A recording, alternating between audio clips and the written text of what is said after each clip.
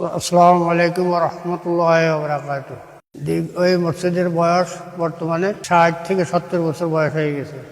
তাই এটাকে সংস্কারের জন্য আমরা গ্রামবাসী উদ্যোগ নিয়েছি এবং আপনারা বাইরে থেকে যে পারেন আমাদেরকে সহযোগিতা করবেন। আসসালামু আলাইকুম ওয়া রাহমাতুল্লাহি ওয়া বারাকাতুহু। পানসাইল কেন্দ্রীয় জামে মসজিদ আজকে দীর্ঘদিন জরাজীর্ণ অবস্থা ছিল। বৃষ্টি অনেক সময় দেখা গেছে ছাদ গেমে বৃষ্টি পড়তো, এই জন্য নামাজ পড়তে ব্যাঘাত ঘটতো।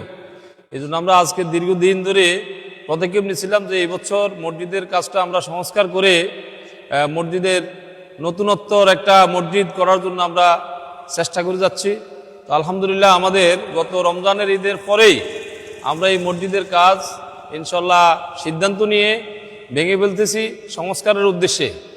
এখন যারা বিত্তবান আছেন তারা যদি আমাদেরকে একটু সহযোগিতা করেন, এখানে অনেক মুসল্লি নামাজ পড়ে এবং একটা ফাঁসি একটা মুক্তব আছে, এখানে ধর্মীয় শিক্ষার জন্য গুরুত্বপূর্ণ একটা সেন্টার।